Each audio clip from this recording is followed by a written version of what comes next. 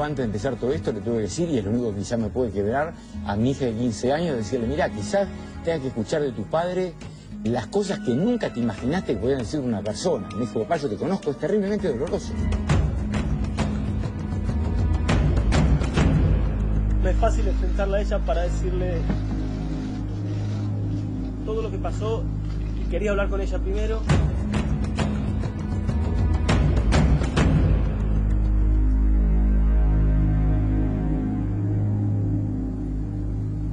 Hola, ¿qué tal? Muy buenas noches, bienvenidos a Periodistas. 2 meses de la muerte de Alberto Nisman. ¿Suicidio? ¿Homicidio? Todavía no lo sabemos, todavía no hay respuestas concretas. Pero todos los días nuevos ribetes se suman a esta causa. Escándalos, versiones, denuncias sobre denuncias, dichos, cuentas bancarias. Van, vienen. ¿De qué se habla cuando se habla de la muerte de Alberto Nisman? Se habla de la causa AMIA, de la voladura, se habla de su muerte concretamente. ¿Quién está diciendo la verdad? ¿Quién está mintiendo? ¿Hay más personas que saben sobre esta causa y no hablan? Bueno, quién dice la verdad va a ser el tema del día, ¿no? Tratar de saber quién dice la verdad sobre el caso Nisman, como contaba Liliana. Pero hoy a la mañana, muy temprano, como lo hace habitualmente el jefe de gabinete, hablando Aníbal Fernández, se refirió al tema y lo hizo de manera polémica. Se le daban los fondos para que esclarezca el caso AMIA y ver quiénes eran los responsables. Y él la dedicaba para salir con minas y pagar ñoquis. Entonces se mofó durante todo este tiempo de 85 víctimas y más de 300 heridos que provocó el atentado de AMIA, un sinvergüenza de los que pocas veces se ha visto en este país. Se constató que los cuentos están embarrando la cancha. Yo le digo lo que se está diciendo hasta este momento y la presentación que dice Rusconi que van a hacer en este caso. Si eso es así, no cambia un ápice mi análisis. Vuelvo a insistir, estamos en manos de un tipo que se está autoincriminando y en 2 delitos muy claritos. La malversación de caudales públicos y en el cohecho por pagarle a un juez. Por alguna razón se lo estaba pagando. ¿Cómo no sabía los saldos? Es imposible, porque por el home banking le da el papelito con el saldo en el mismo momento que usted lo está depositando. Y la explicación más acabada es que se le dieron los fondos al fiscal Nisman para que descubriera la real situación que provocó el atentado contra la entidad judía, y no donde no es un atentado contra los judíos, es un atentado contra la Argentina en la entidad judía. Él se mofó de las 85 víctimas valiéndose de los dineros para salir con las señoritas. No me van a preguntar de quién, porque está viralizada la red social con las fotos del fiscal Nisman entre varios brazos femeninos disfrutando de los dineros que se le fueron otorgados para descubrir qué fue que sucedió con el atentado que produjo 85 víctimas y más de 300 heridos, y para pagar ñoquis como a Lago Marcino, que le sacaba el 50% del dinero. Bueno, los chicos de ahora dirían, fue picante el jefe de gabinete, sí, ¿no? Porque mujeres, habló de un sueldo que parece que se iba también para, o sea, el sueldo de Lago Marcino que se iba para las cuentas de Nisman. La verdad fue tremenda hoy su declaración, sinvergüenza dijo, ¿no? Sí, le dijo sinvergüenza a Nisman y generó una polémica, y ya nos vamos a meter con parte de esa polémica. Pero ¿por qué habla de chicas, no? ¿Por qué habla de un entorno de mujeres? Mirá, estas son las fotos que hoy empezaron a circular por las redes sociales, se hicieron públicas, son fotos de la vida privada de Nisman. Por supuesto que sí, habla de modelos, conocimos algunas modelos, de hecho la fiscal Fame la citó a una de ellas, a Cocucci, ¿recuerdan? A Florencia Cocucci, una modelo que habló, que dijo que mantenía una relación de amistad, nada más que eso, pero aquí, por ejemplo, cuando viajaron juntos, ¿no?, a la playa, que coincidieron, después aparecieron hasta la cocinera Hot, ¿viste? La cocinera Hot, que ahora es furor en Facebook, también se la relacionó porque era amiga de Cocucci y aparentemente también podía conocer a Nisman, y después otra nueva modelo que apareció hoy. Todas estas modelos también que aparecen en la noche, hoy una superproducción justamente de Cocucci. Ahora sí, algunas ya le sacan rédito, ¿no?, la situación. Claro, sí, por supuesto. Cocucci, por ejemplo. Sí, a ver, estamos hablando de la vida privada de Nisman. Esto generó algunas rispideces dentro de la División de Apoyo Tecnológico de la Policía Federal, ya vamos a hablar de eso. Sí. Pero son fotos de la vida privada que no estaban colgadas en las redes. No es que alguien puso en Facebook, estamos paseando con... No. Para fotos nada. íntimas. Exactamente, que habían sido protegidas, porque recordemos que justamente la viuda, si se puede decir, o la ex esposa, mejor dicho, de Nisman, Sandra Arroyo Salgado, había pedido privacidad con respecto a muchas de las fotografías, de los elementos que estaban en las computadoras, en las máquinas, en los teléfonos de Nisman, y pidió protección a tal punto que hasta se demoró algunos peritajes, justamente por eso, porque había una especie de copia espejo, como se llama, de las comunicaciones y de las fotografías que había en los equipos que secuestraron en su casa y que estaba siendo peritado por la Policía Federal. Maximiliano Rusconi es el abogado de Diego Lagomarsino, ¿no? El hombre que está apuntado por casi todos en esta causa, lo que investigan, porque además de facilitar el arma, ya nos vamos a meter con Roberto Maidana con el tema en un ratito, aparece siempre en escena, ¿no? Siempre está en escena. Y hay una tapa de un diario que esta mañana dejó un título que trajo además también en el comentario de Aníbal Fernández y que tuvo una discusión con un amigo, con un colega periodista. ¿Qué es esto? Y dice el vuelto. El vuelto, y que tiene que ver justamente con el escrito que termina hoy presentando Rusconi, el abogado de Lagomarsino, que es el único imputado por ahora. Sí. Claro, no el imputado en el crimen, recordemos, o crimen o suicidio, sí, no se sabe, pero sí es el hombre que le entrega el arma, ustedes saben, el que le entrega el arma a Nisman, y es el único imputado por esto, por haber pasado justamente el arma. Pero acá estaba hablando del vuelto. ¿Qué era el vuelto? Era justamente lo que pone en el tapete y la discusión que generó además la polémica y las frases de Aníbal Fernández, lo de sinvergüenza, por ejemplo, ¿no? Y que tiene que ver con esto, que cobraba 41.000 pesos Lagomarsino por su trabajo de informática, pero debía darle la mitad. Claro. La mitad que depositaba en una cuenta. En una cuenta que tenían en común en los Estados Unidos y que supuestamente, esto lo declara Rusconi en palabras de Lagomarsino. Claro, Lagomarsino ni más ni menos dijo, Nisman, que lo quería preservar, dijo, hasta última instancia, lo obligaron y dijo, Nisman me cobraba la mitad de lo que yo cobraba. O me sacaba la mitad de lo que yo cobraba. Esto es incomprobable, ¿no? Esto lo dice él y hay que creerlo, por lo menos la justicia debe creerlo o investigar. ¿Y cómo se investiga? Claro, hoy lo presentó y dijo que era complementario, que no era algo que tenía que ver con la muerte. Pero la verdad que si vos asociás que Sandra Arroyo Salgado, que además es querellante, jueza federal, más allá de ser la ex esposa de Nisman y la representante justamente de sus hijas en la causa, ella justamente había nombrado y mucho a Lagomarsino en varias oportunidades, ¿no? Así sutilmente. Y habló de un móvil casi económico. Podríamos decir un móvil, porque para ella lo mataron, está claro. Para la querella es esto, no se suicidó. El programa de hoy ya también un ratito los especialistas y el móvil, porque tenemos un montón de cosas hasta las 12 de la noche. Pero hoy Luis Novarecio, hombre de la casa, periodista súper reconocido y de los más respetados que tiene este ambiente, discutió con Aníbal Fernández. Y lo hizo de una manera picante, elevaron la voz y claro, Novarecio fue claro con su pedido, ¿no? Y Fernández se defendió. Bien. La verdad que debo decirlo, y con la mejor buena leche se lo digo, estoy sorprendido que le haya dicho sinvergüenza a Nisman. ¿Y cómo se le dice a un tipo que se le da plata para tratar de dilucidar lo que suscitó en uno de los atentados más horribles que pasó en Argentina? Se gasta la plata en ñoquis y en mujeres. Si eso es cierto, corresponde decir... Pero si eso es cierto, corresponde decir sinvergüenza. ¿Pero qué prueba tiene, doctor, para decir esto? Y bueno, veamos todo lo que están exhibiendo sus propios abogados. Él es el que está diciendo eso. No lo estoy diciendo yo. Como yo, vuelvo a insistir. El gobierno está fuera del proceso, no forma parte del proceso.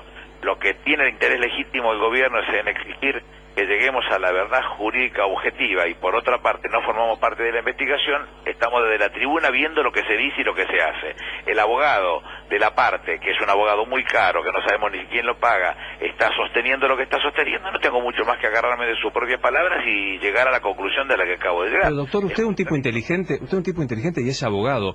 Lo está diciendo el imputado. ¿Usted le cree a Lagomarsino? Primero me dice que no hay que creerle nada a Lagomarsino porque llevó la pistola y no cierra su... Y después le cree a pie juntilla lo del peaje que le cobra. Al abogado. ¿Cómo? Al abogado. Pero un imputado, doctor. ¿Desde cuándo? Están depositando en una cuenta de la cual él forma parte. Pero ¿desde cuándo la declaración de un imputado para usted es prueba cierta de un hecho? Usted dice que no y yo le digo que lo único que tengo para tomarme porque el gobierno está fuera del proceso, es lo que dice el abogado de esta persona. Está bien. El abogado de esta persona dice que Lagomarsino es inocente. ¿Usted le cree?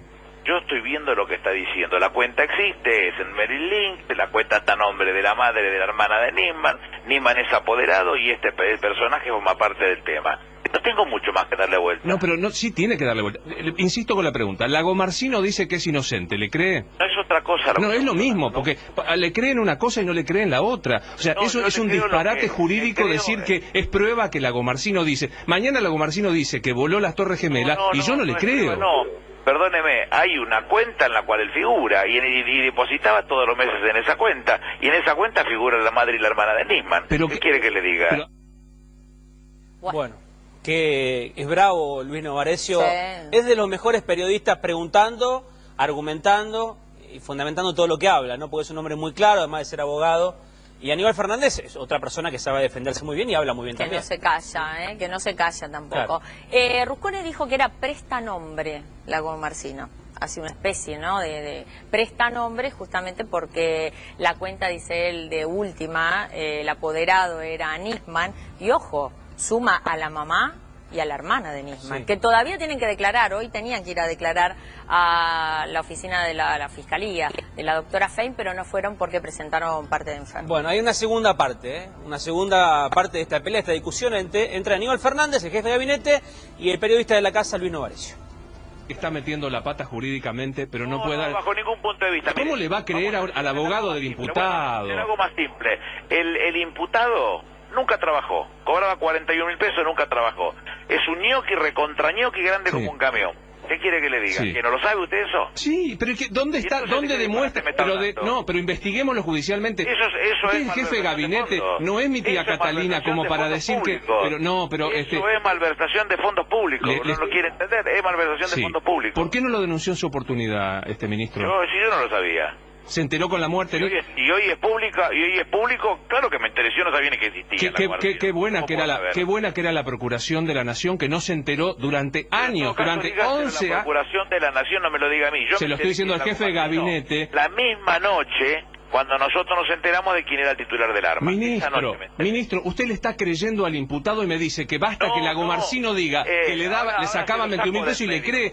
Eso no es serio. Está bien. Y la última, insisto, tratándose de una persona que no está para defenderse, ¿no tiene la necesidad de retractarse y decir que no corresponde decirle sinvergüenza? Pero si me equivoqué, no tenga ninguna duda que lo haré con mucho gusto en su programa. Si me equivoqué, lo haré con mucho gusto en su programa, pero estoy convencido que no me equivoqué. Lo que pasa es que la inocencia se presume, hay que demostrar lo contrario.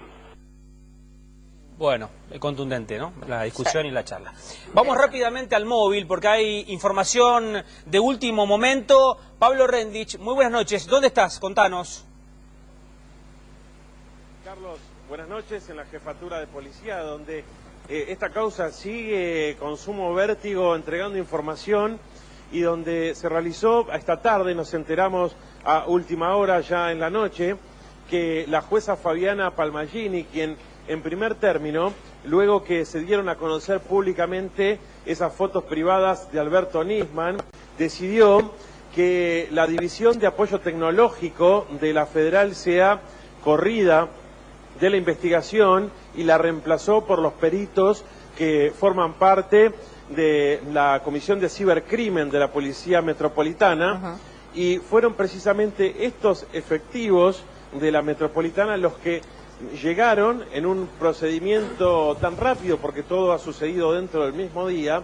No sé cuántos antecedentes debe haber de que una policía deba realizar un operativo a otra policía dentro de un área metropolitana, y ha sido precisamente las fuerzas de la Policía Metropolitana las que tuvieron que ingresar a esta división de apoyo tecnológico y secuestrar los celulares correspondientes a los policías de esa división que estaban interviniendo en esta causa. Son los que tenían a su cargo estudiar los teléfonos de Alberto Nisman y de allí sacar datos que puedan ser vinculantes con la causa y que permitan otorgar algún tipo de información. Estas pericias, Carlos, como bien sabés, no habían terminado, se estaban realizando, o sea, todavía no había resultados ni concluyentes ni de ningún tipo, porque eran tareas que se estaban realizando. Sí. Se habían hecho copias de la misma, lo que se denominan las copias espejo,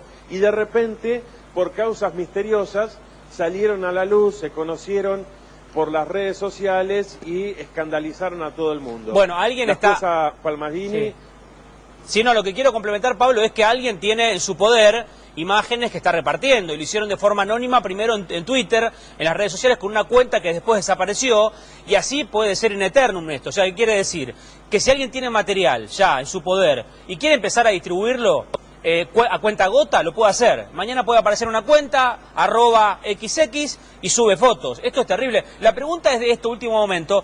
Terminaron de allanar hace un ratito la división justamente de apoyo tecnológico. ¿Hace cuánto terminó el allanamiento, Pablo? No, terminó ya hace varias horas, a última hora de la tarde, pero estuvo tan hermético que nos enteramos un rato después y la noticia explotó ya durante la noche.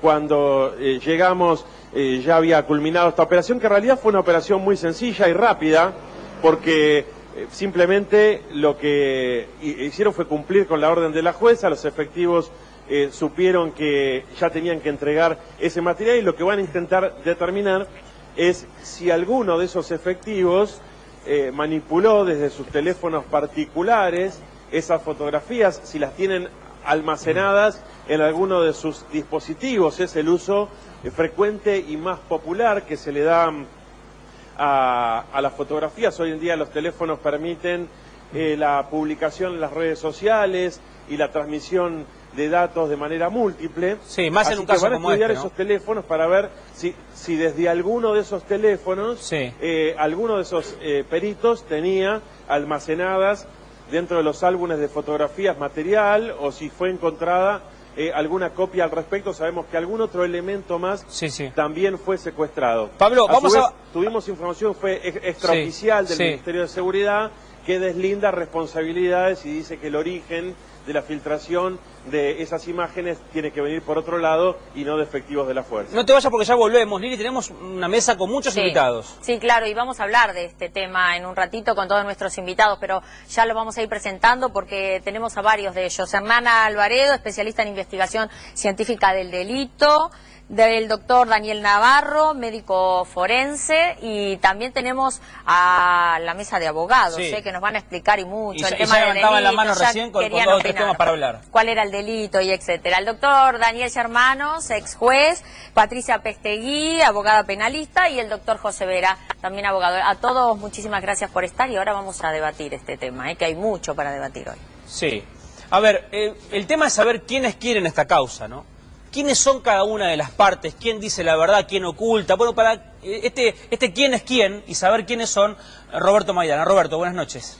¿Qué tal? Aquí estamos. Y bueno, vamos a empezar rápidamente. La figura central de este quién es quién es evidentemente el hombre que está aquí, el fiscal Nisman, que hoy se cumplen 2 meses de esto que planteaba bien Lili. Fue un suicidio, fue un homicidio. La verdad es que están las dos imágenes, como lo vamos a ver ahora, planteadas. La primera persona que aparece, si hacemos alguna suerte de cronología, es la madre, la señora Garfunkel, que fue una de las primeras personas que llegó. Tan temprano llegó que la otra persona, y la vamos a poner del otro lado, una suerte de oposición, es la fiscal de la causa. La fiscal Viviana Fein.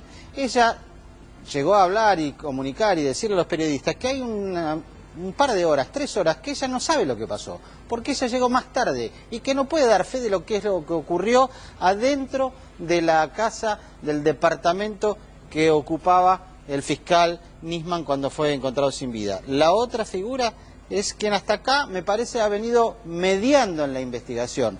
La jueza que tiene a su cargo Palmagini la investigación, si bien lo ha delegado por el momento y lo ha confirmado en la actuación de la fiscal Fein. ¿Por qué decimos esto?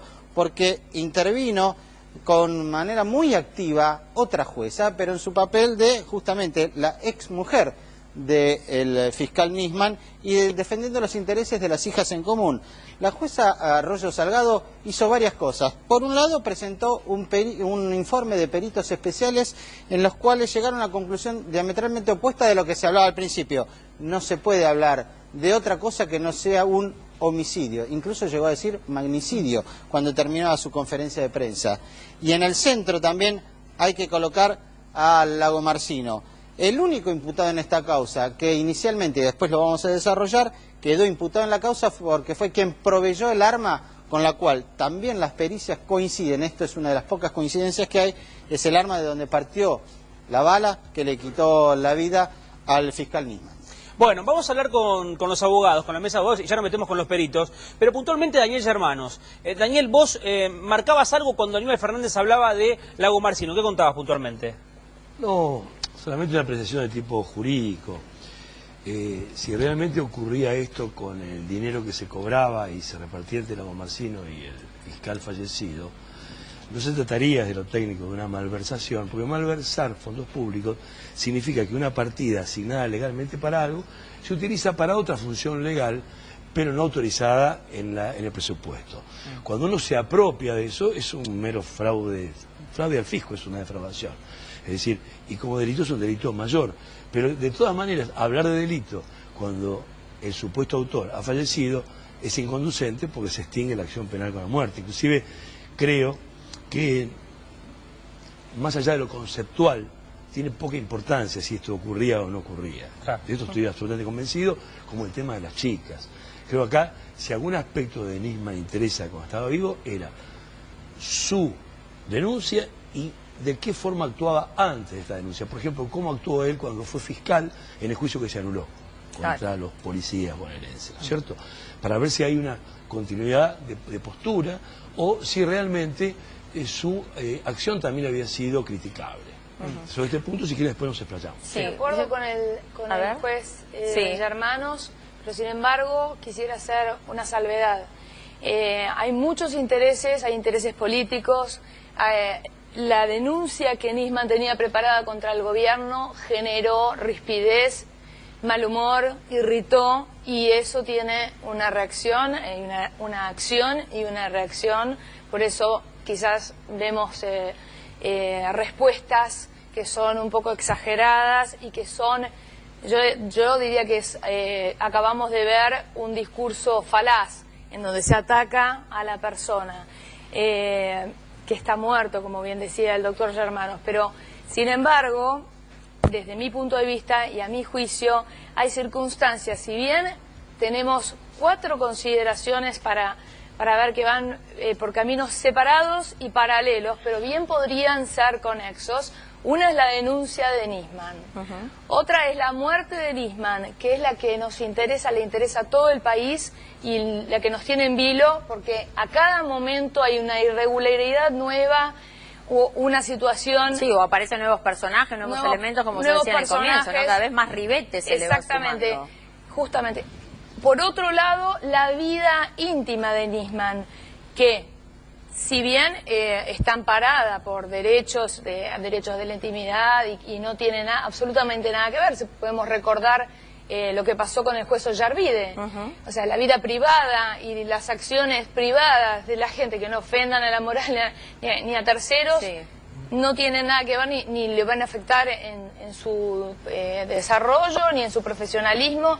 Sin embargo, para mí, en este momento en donde una pericia oficial dice que conduce al suicidio y la pericia de la querella dice que es un magnicidio... Sí, ya vamos a entrar a ese tema.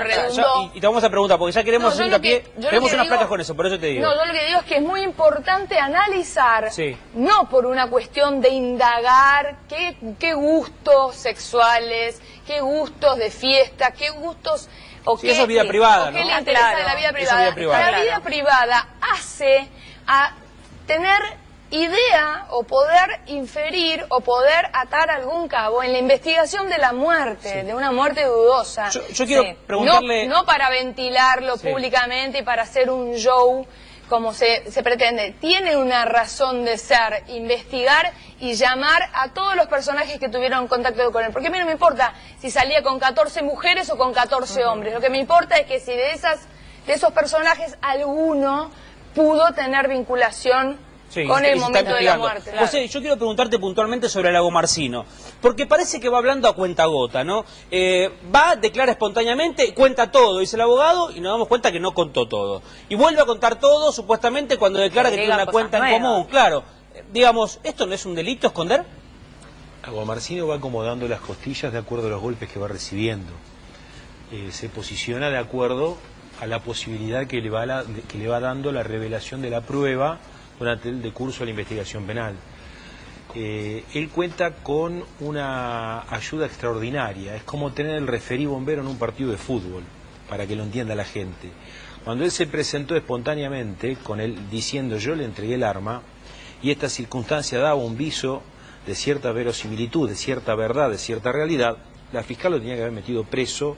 No es cualquier delito, no era cualquier homicidio. Lo tuvo que haber detenido, lo tenía que haber metido en cana, lo tenía que haber dejado terminar la investigación y después, con las garantías constitucionales de él, cada vuelta confesando un delito. Si vos sos fiscal de la causa, lo dejás preso a Lagomarsino. Pero por supuesto tenía que haber quedado ahí. Como él, con una documentación ya vencida, pero bueno, que lo protege al fin respecto de la aportación de la tenencia del arma de fuego, le entrega a su arma, estaba ahí, y verifica si es el número, está, mire, usted se va a tener que quedar, designa un abogado y después seguimos conversando, no puede tomar una declaración de testigo y salir a informar. Se cuenta, a veces la fiscal cuando vio y se presentó ahí, ella entendió y consideró de que se trataba de un suicidio y tomó una actitud respecto de Lagomarsino como que Nisman se hubiese matado. Pasiva, ¿no? Ella dice que va a esperar, a la realidad quiere juntar pruebas para ver si pero ella dice, prueba lamentablemente no tenía pólvora en las manos. Esa frase, lamentablemente, hace ver que ella tiene un convencimiento y tiene la candidez de los ignorantes. Déjame contar algo. De los inexpertos la fiscal. A ver, ayúdame con esto, José. A los abogados les digo, hoy se conoció un dato, Liliana. Esto es por parte de los peritos de la querella. Escuchen bien lo que vamos a contar. Se conoció el dato que la bala que provocó la muerte del fiscal Nisman es una bala de punta hueca. Vamos a traducir para aquellos que no saben en el lenguaje de la calle, de la policía y los delincuentes. La bala de punta hueca es la que se usa, o como se la denomina, la mata policía. ¿Por qué? Porque es capaz...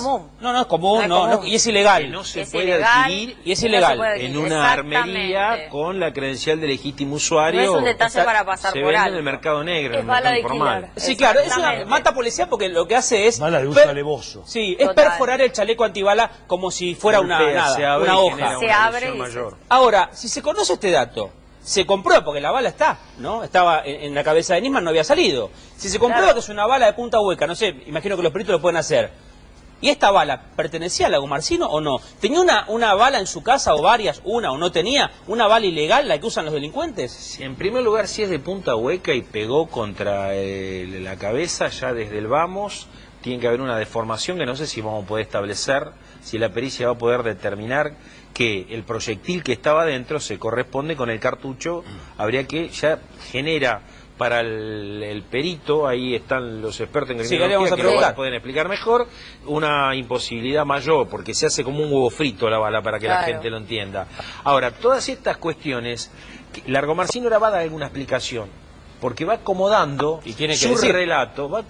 su relato frente a la sociedad. Porque una cuestión es lo que dijeron hoy y después vamos a ver qué es lo que dice cuando es convocado a prestar declaración indagatoria. Ahora ya es tarde como para tomar alguna medida que pueda llegar a esclarecer. ¿Saben qué? Yo creo que a esta altura nosotros nunca vamos a saber. Perdón, ¿vos crees que Lagomarsino se puede fugar, por ejemplo? No. No creo que se fugue. No, bajo ningún punto de vista. Pregunto por todo lo que está rodeando, pero me gustaría preguntarle a los especialistas esto de la bala de la punta hueca, ¿no? El tema de la punta hueca, y no solo de la bala, sino también es tan difícil que a 2 meses todavía no podemos saber si estamos hablando de un suicidio, de un homicidio. Sí. ¿Por qué? ¿Cuál es la dificultad? ¿Y por qué hay tantas posiciones distintas, Alvaredo?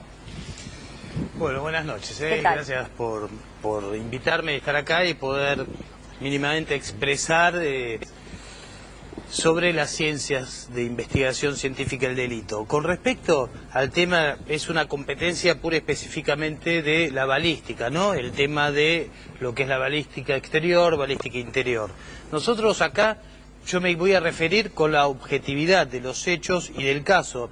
Y lo más importante, con el absoluto desconocimiento interno que yo tengo de la causa, es muy fácil hablar de afuera. Sí. Y no con todos los elementos que uno tiene del conocimiento adentro. Yo preguntaría primero, ese proyectil que dicen de punta hueca, si es correspondiente a los demás proyectiles que estaban en el arma, en el cargador del arma.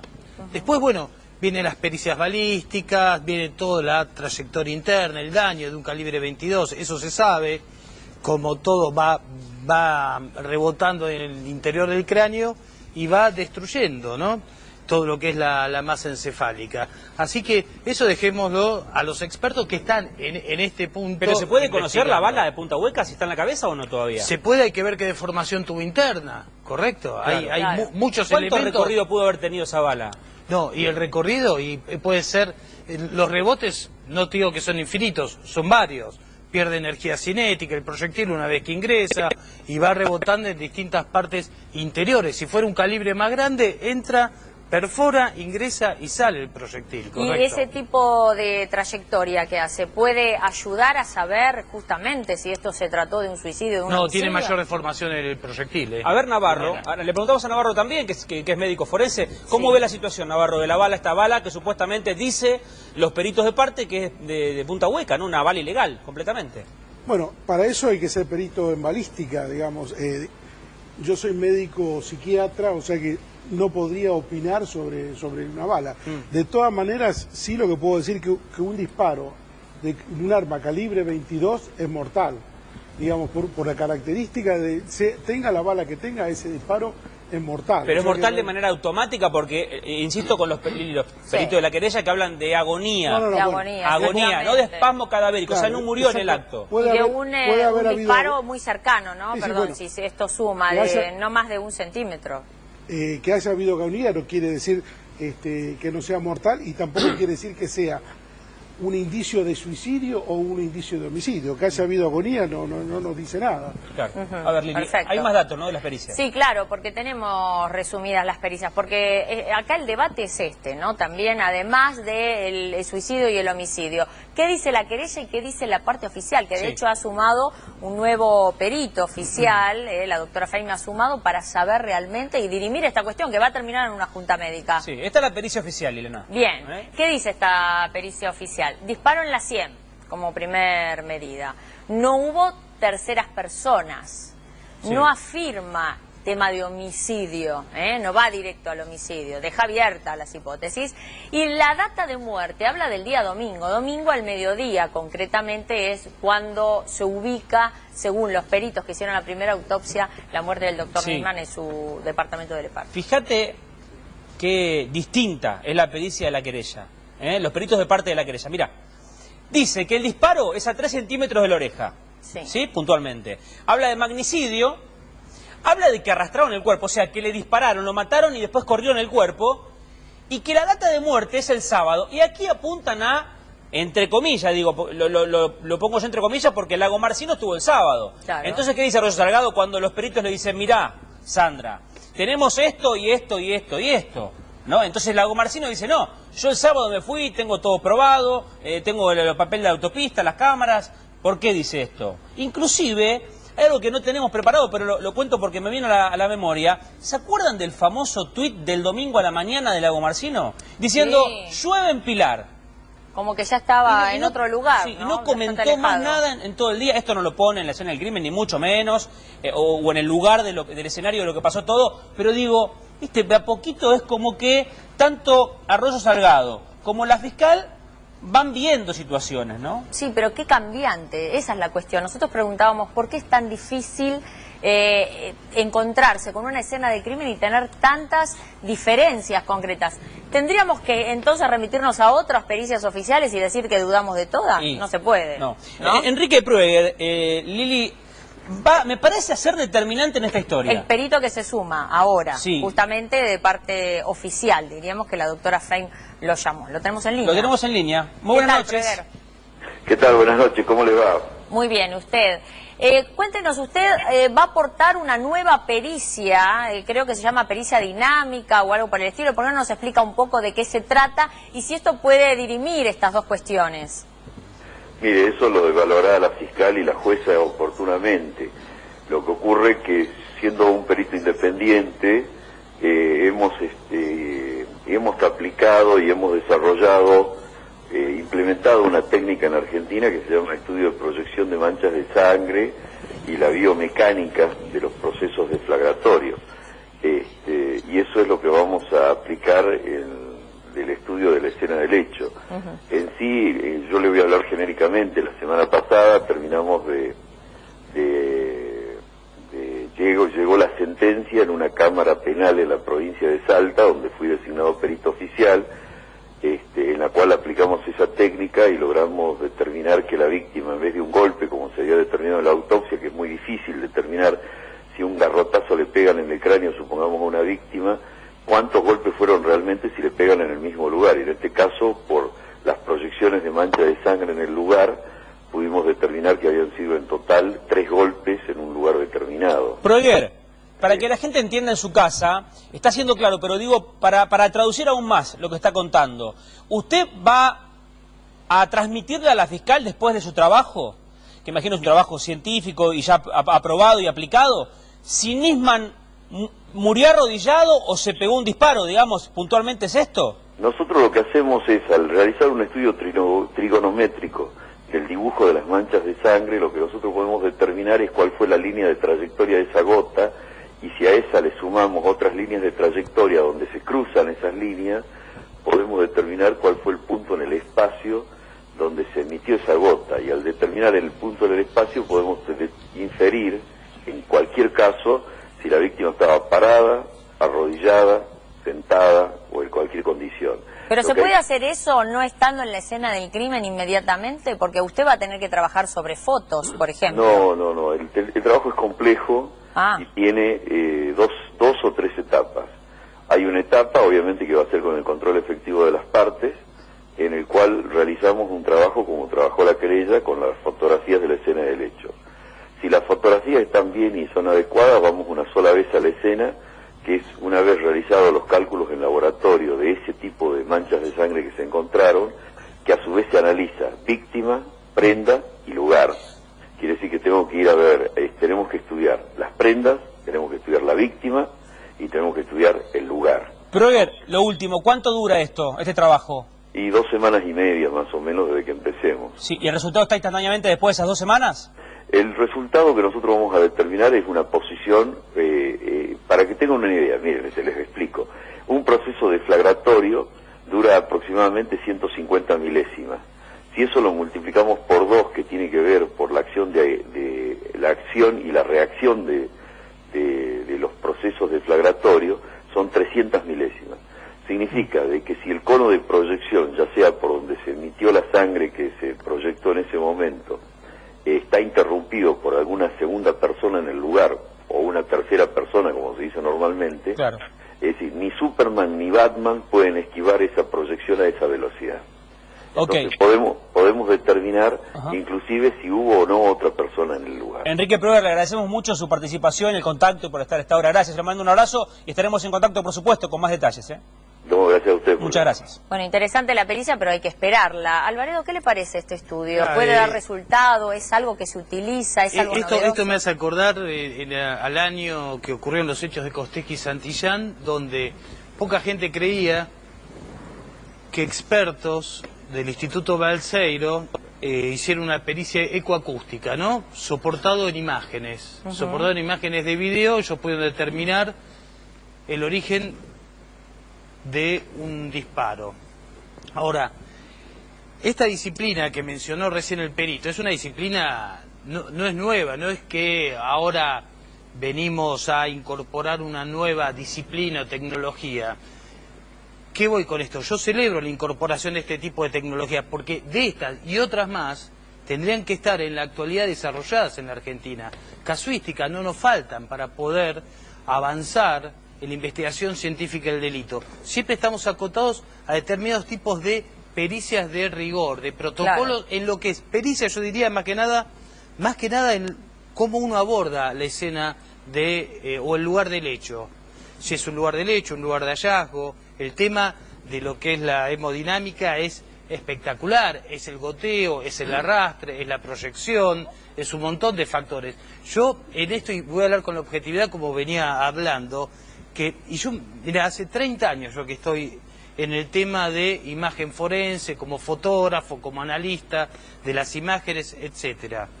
Y yo siempre preguntaba a dos médicos forenses nuestros, cuando yo iba a un lugar a obtener fotografías de una autopsia, ¿en qué posición estaba este cuerpo? Y varias personas de mucha trayectoria y mucha experticia en el tema me decían, yo no digo que es difícil, es casi complicado. Miramos un tiro en la espalda, la persona no implicaba que estaba de espalda al origen. Y por ahí no fuego. coincidían, digamos. No, estaba agachado, claro. pero a priori se decía un tiro en la espalda. A ver, no quiero dejar escapar un detalle que lo venimos mencionando, más allá de esto puntualmente, es Diego Lagomarsino, ¿no? Sí, claro. Un hombre muy cuestionado y que, para dar más detalles, está Roberto Maidana. Algo polémico, Roberto. Sí, le hemos puesto el factor Lagomarsino porque no hay que olvidar que hay una línea divisoria de aguas que si finalmente la investigación logra determinar que se trató de un suicidio, la causa no va a avanzar más, porque nadie puede ser punible por un suicidio, salvo que se demostrara que fuera inducido o que triunfe, digamos, la hipótesis que defendió la doctora Arroyo Salgado, que dice que fue un homicidio, un magnicidio.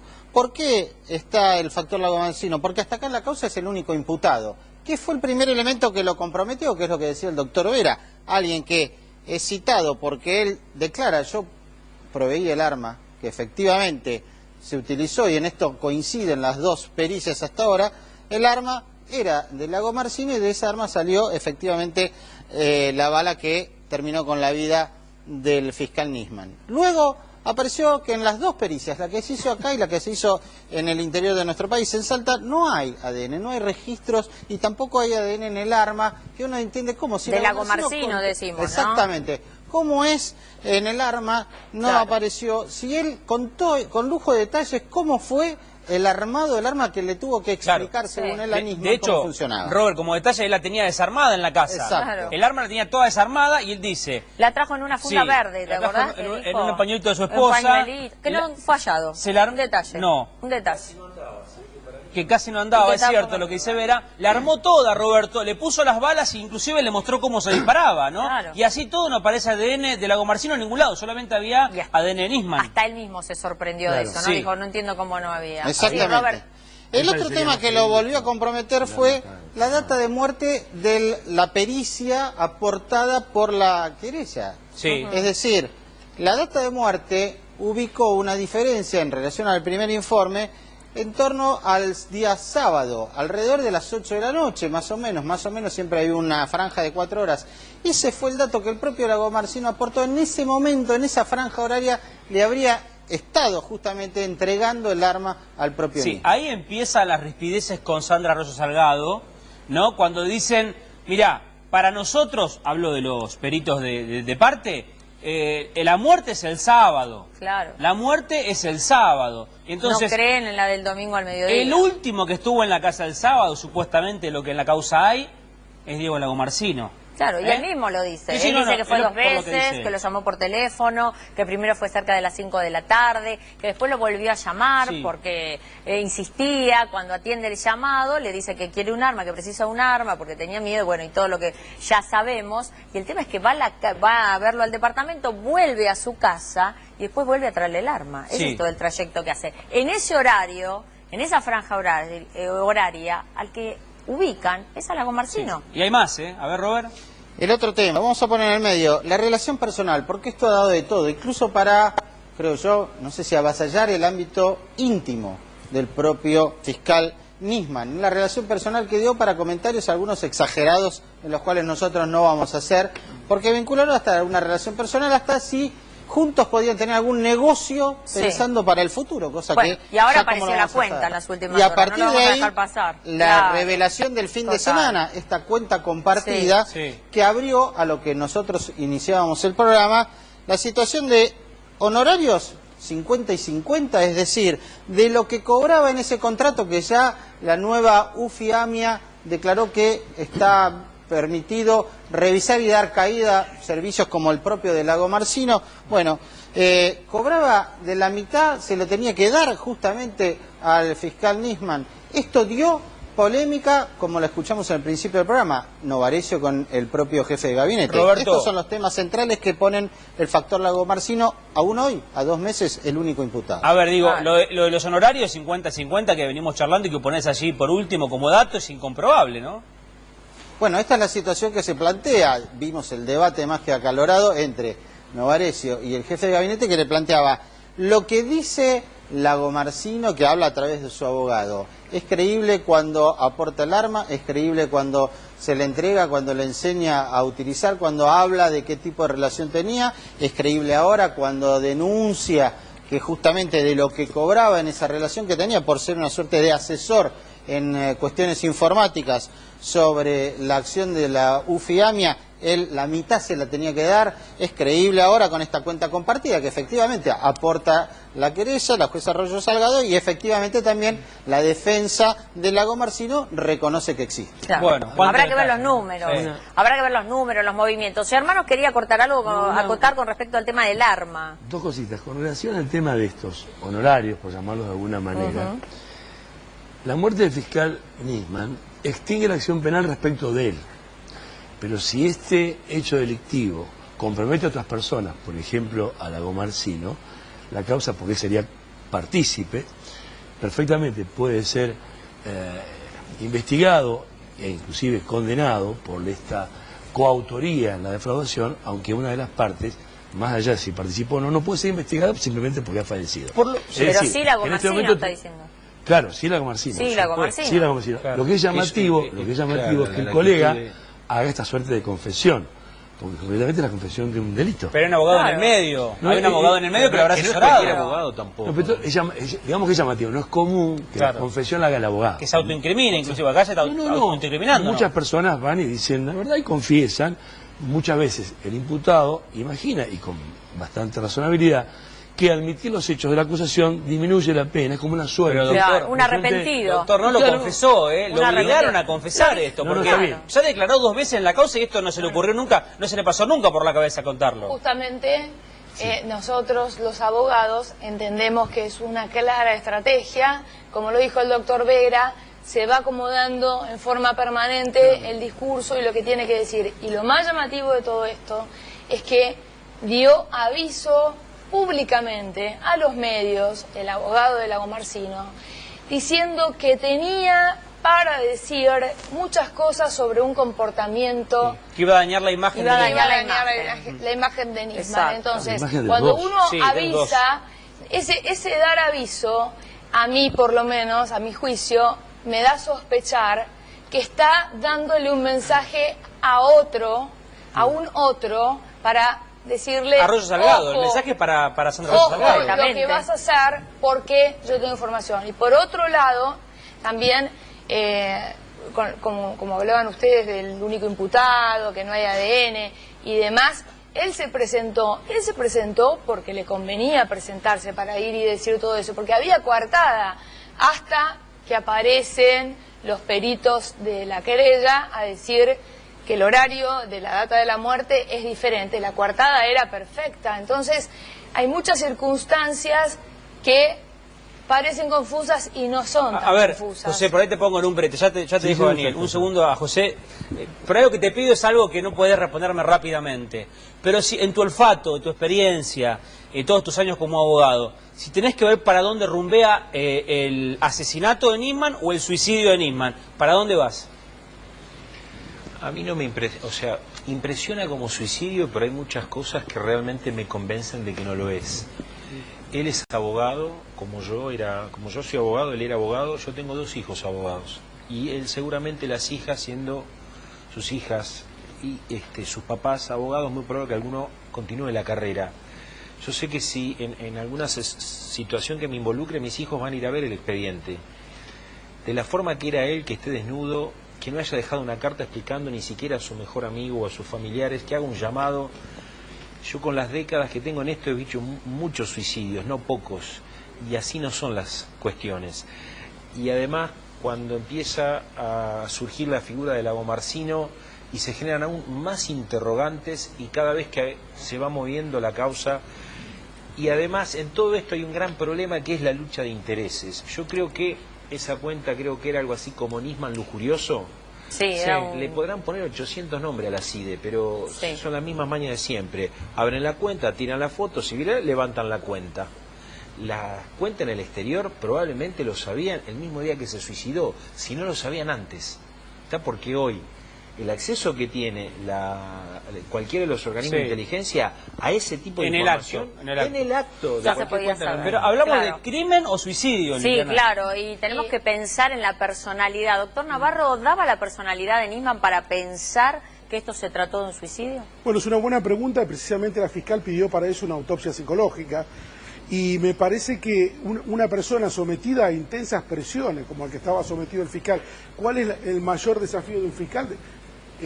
Acusar a la máxima autoridad del país. Me parece que en esta cuestión estaba atravesando una situación importante, más conociendo las supuestas irregularidades, porque que había una cuenta en Nueva York, la cuenta en Nueva York está y no estaba declarada, que tenía un personal trainer en su plantilla de la Fiscalía. Me parece que si bien el fiscal murió, abre también luz sobre el Poder Judicial. Digamos, los fiscales que están vivos hoy contratan a su personal trainer en su Fiscalía, ganan 100.000 pesos por mes y viven en un repar que sale 30.000 pesos de alquiler. Me parece que si bien Nisman falleció, deja al descubierto también una corporación que se defiende y que defiende sus intereses, que son intereses con vacaciones en Cancún, con chicas que realmente... A ver, habla de corporaciones, Navarro, es grave, ¿no? Cuando habla de corporaciones, está bien lo que está contando. Claro. A ver, Daniel. A ver, los abogados, ¿qué dicen? Por lo general, la vida de los jueces es una vida austera. Yo no quiero hablar de mí, pero yo iba en tren, todavía al tribunal, y viajaba de La Plata hasta Loma de Zamora 4 horas por día. ¿Por qué es austera? ¿Es austera? ¿Sí? Pero un juez de la Nación me decís que es austera. Pero no sé, ¿cuánto pasa gana que un juez? no, pero pasa que cuando yo no veo ninguno. Yo la verdad que veo que tienen choferes, tienen ropa lujosa, anillos, bien. Muchos anillos de oro. No, pero no hablo de algún caso puntual. Un hombre que está 30, 40 años en la justicia, que le pagan buenos sueldos, se le pagan muy bien por la antigüedad. La antigüedad es fundamental. La antigüedad genera una especie de sobresueldo muy importante. Sí. Pero históricamente los jueces han sido hombres austeros. Pará, porque la gente en la casa que está mirando dice, Daniel, no me vas a... Yo voy en tren, que laburo todos los días en el centro, que me tomo el tren y un colectivo. Y no ¿Cuánto gana un juez más o menos? Mirá, que toma un tren. No sé, hoy quizás tengan mejores sueldos que años atrás. Sí. Yo tengo una idea. Pero no es para vivir en el parque, esto está claro. 60.000 pesos. Esto está claro. Más o menos. 60.000 pesos viajas en tren. No, pero perdóname. No hablo de vos, Daniel, Ganes 50, 60.000 pesos, que es un muy buen sueldo, no es para hacer una vida súper lujosa. No pagan impuestos a las ganancias. Está bien, pero quiero decir que pero no es la vida de un empresario, no. Vos estás hablando que Nisman se da muchos lujos. No, yo realmente la vida privada de Nisman, creo que hablar de vida privada es casi un desacierto. ¿No? Creo que es un desvío que realmente no tiene sentido. Creo que si hablamos de Nisman en lo personal, tendríamos que hablar de Nisman en lo profesional. Que esto sí, a lo mejor puede generar alguna luz respecto de algún móvil. Por ejemplo, Nisman acá que denunciaba un encubrimiento, ¿verdad? Sí. Lo curioso es que en el juicio a la AME, que se hizo en el Tribunal Oral Federal número 3, en ese juicio que duró 3 años, se fue descubriendo que el juez Galeano y otros funcionarios de otros organismos, de judicial y de ejecutivo, estaban haciendo un enorme, no solamente un enorme encubrimiento, sino que estaban acusando inocentes. Esto hizo que se aparte a Barbaquia y a Mullen y se lo dejó al doctor Nisman. Y el doctor Nisman, todo el tribunal sabía que esa causa ya era trucha, que era una causa totalmente armada. Sin embargo, Nisman le pide perpetua a la policía y pide que se investigue y acusa a Mullen y a Barbaquia de haber desarrollado mal su función. Lo curioso, sacan del aire, Daniel, igual, perdón. Lo curioso que cerralo vos, rápido que algunos de los fiscales que luego promovieron, y esto me parece muy bien, la movilización en favor de que se esclarezca esto está correctísimo. Sí, claro. Está correctísimo. En su momento apoyaban a Barbaquia y a Mullen por la injusta acusación de Nisman. Bueno, nos sacan del aire, Daniel. Gracias y perdón a todos, gracias porque nos quedamos muy cortos de tiempo, a los abogados, a los especialistas. Y bueno, tratamos en esta hora de llevar todo el debate arriba de la mesa. La gente está en su casa que se quedó esperando este programa. Sí, saber quién es quién, si alguien oculta la verdad. Esperemos encontrar respuestas en los próximos días. Les agradecemos mucho la compañía y nos vemos en la próxima emisión de Periodistas.